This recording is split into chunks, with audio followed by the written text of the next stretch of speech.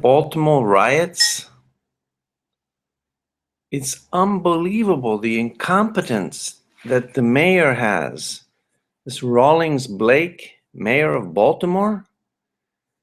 What did she say when she gave a press conference after the city's been in rioting for a while already and the police doing nothing? She said, it's unacceptable. No kidding. Looting and vandalism is unacceptable. That's great to know. Do you have the National Guard there? No, we're calling them. They're coming later. It's already too late. They already looted the stores. They are burning the stores. They're burning property. They're destroying things. It's already too late. What's our other solution? They're going to have a curfew. When is it going to start? Oh, tomorrow. If there's anything left. My goodness, it's unbelievable incompetence. How many times does this have to happen? We analyzed the situation in Ferguson, explained why it happened. You saw the mistakes that they made. What was the mistake? They didn't protect the property. Once you don't protect the property, it's an incentive for the criminals to go in there and loot. And they already know this plan, this gig. They got it down pat. Create a demonstration with enough people, and at some point, when the police is overwhelmed and they can't pay attention, start the looting. It's going to happen over and over again. In this case, the mayor, she had plenty of notice, and she wasn't prepared. There was nobody there to stop the looting. Once the looting starts and the looters see that nothing happens when they loot, well, that's just an incentive for more looters to join the party. She doesn't know that? Is she that ignorant? She saw it happen in Ferguson. She's seen it happen everywhere, but she doesn't know, right? Wow. Obvious immediate solution. Did her police have any tear gas or any water cannons or rubber bullets? I mean, you're supposed to have some contingency plans and also have the National Guard available if you think you can't handle it. So what is the immediate cause of this looting and vandalism? Well, as I said before, it's obvious. When crime goes unpunished, it's an incentive for more crime. If you permit the looting and vandalism once it gets going, well, it's hard to stop. You got to start it right from the beginning. You can't let anybody damage property or burn things or destroy things without punishing them right there on the spot. And you cannot have a demonstration which you cannot control. You have to have your demonstrations consistent with protecting the private property and rights of the rest of the citizens. People have a right to protest, but not a right to endanger the life of their fellow citizens. And that's where they're drawing the line in the wrong place. If you have to limit them to a public park where you can keep an eye on them, you limit them there. You cannot let them go anywhere they want and create a situation where the police cannot defend the private property, which is what happened in Ferguson and also happened here in Baltimore as well. So the root causes are a little bit more complicated, but that's the immediate solution, is just catch them immediately, have your weapons that you can prevent them from overpowering you. The police had nothing. They didn't have any tear gas or any rubber bullets or any water cannons or any intermediate ways of stopping the looters. So the looters were incentivized. What are the root causes of these demonstrations? I explained this in Ferguson. It's the same thing. You have a culture of victimhood.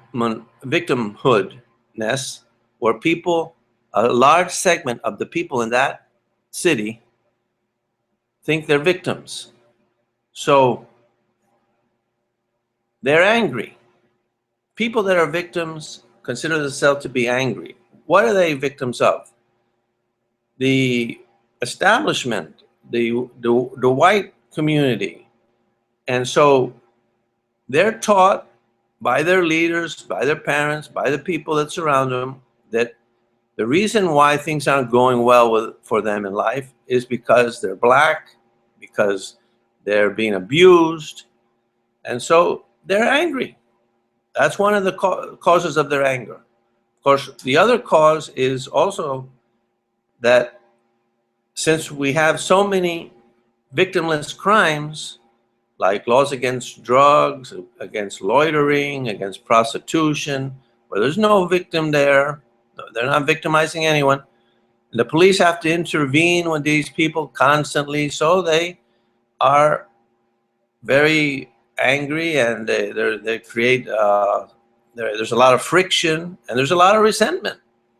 And of course, when somebody is interfering with you and you aren't violating anybody's rights, there's going to be resentment. So that's the other part of it.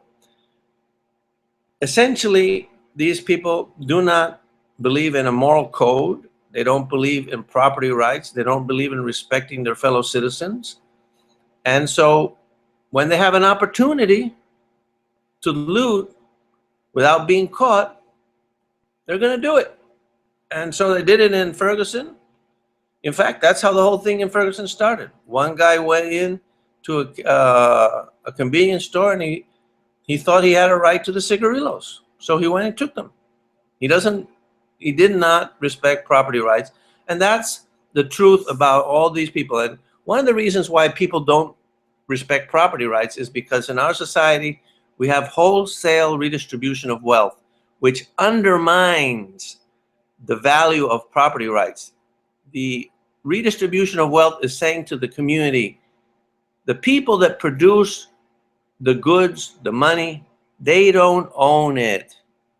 Everybody owns it. It's not theirs. So the criminals in this case are just doing what the state does in an organized fashion. They are saying, well, if that's true, well, I'm in need. I need something, so I'm going to take it. He doesn't really own it. I don't have to respect his property rights. And I'm not going to be affected by the corruption of individual rights, which occurs when a large segment of the population does not believe in property rights. Everybody's property rights, including the looters, are undermined. And that's the end result. That's where game is over for this whole strategy. Everybody loses. Now, as I said before, there's like generalized anger against police and authority. And the black leaders are playing a big part. They play the race card all the time, stoking the fires of racial divide. They are constantly telling these people that they are being abused, that they are the victims in society, that other people have more because they've taken it from them, because they've abused them, because they're not getting a fair shake. And they have all these affirmative action programs that are supposed to remedy this bad shake that these black people have received. And so to compensate them for being abused and not getting a fair shake in society. Well, this is how it ends. It ends with same thing happened in Watts when there was the looting. It's the same game. It's the same thing. It's been happening, but it's happening more often recently. And if somebody like this mayor didn't know that there was a big chance that this was going to happen and didn't have a game plan ready for it, they must be absolutely stupid. I mean, part of it is this lady, she doesn't understand why criminals are criminals. There's various motivations, but a large segment of the criminals are simply criminals because of a material gain that they expect to achieve. They're trying to get the free goods. That's it. If you let them get away with it, they're going to try to do it. And so what was she worrying about, this mayor, this incompetent mayor? Do you know what she was worrying about? The image of Baltimore. Oh my God. The image of Baltimore?